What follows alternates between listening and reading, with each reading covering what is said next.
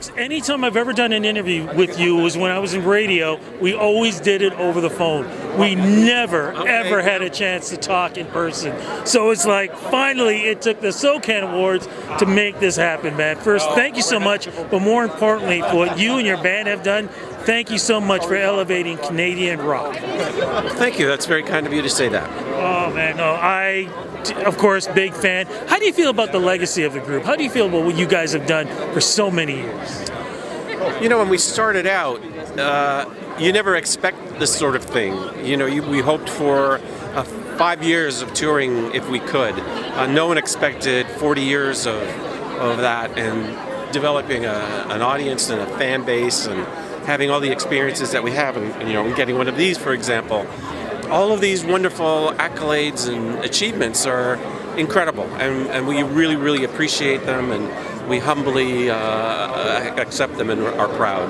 But what I appreciate more is the fact that I'm a big fan of the Trailer Park Boys, and the fact that you've had, you know, Major in that series.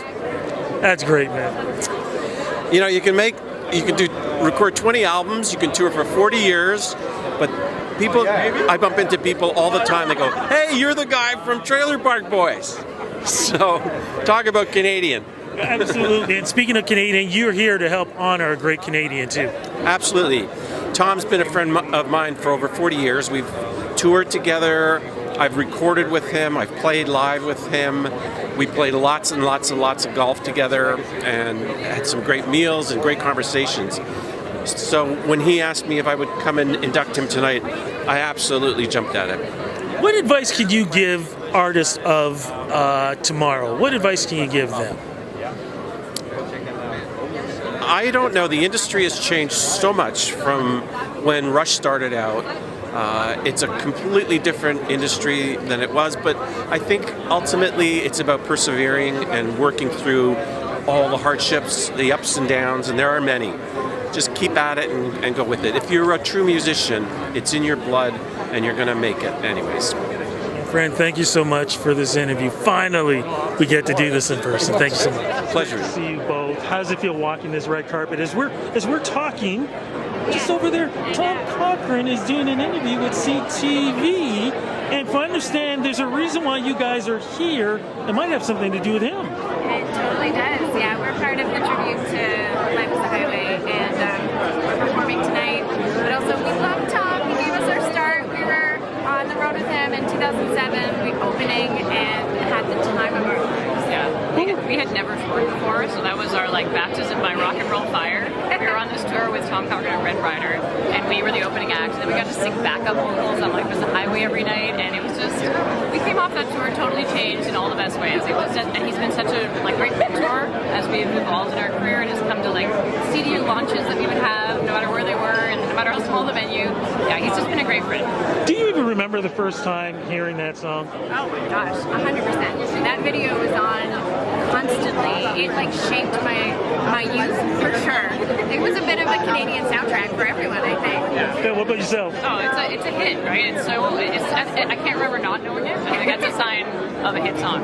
Yeah, because I can imagine writing it. It always makes me want to stand on a mountaintop and just tap away, and you know. And he is. He's literally jamming out in the video, and he still does today. How do you have to sing an iconic song knowing that we all know what it sounds like? How do you give it its respect? We just take it way down.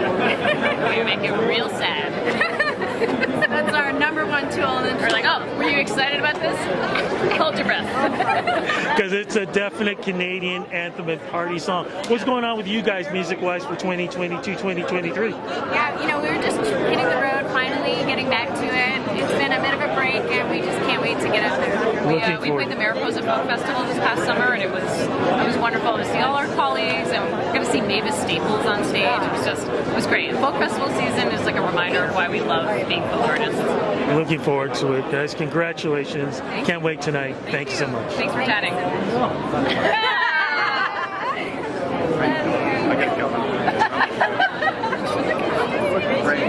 The last time I saw you in person was at the Unison Christmas benefit show. That was the year just before COVID hit. It's been a long time, man. We are are back, Rudy. It's good to see you, buddy. Good to see you too. Yeah, it was a long haul, wasn't it? Yeah. And so we've done 38 shows since things opened up in May, and we'll get to 45 before the end of the year. We've been back and forth across the country 6 times, 7 times, something like that. And so it's just great to be back out doing it, and spreading that joy, spreading that love with Life's a Highway, because that's what it does. You know, we get out there and it's like the positive joy and that cathartic energy we get back from the audience. It's just electrifying. It's just so humbling, and we're so grateful to be a part of that. When we get out there and we perform all of the songs, not just Life's a Highway, because we're pretty, people come to see the body of work. They don't come to see one song. It's a pretty short set.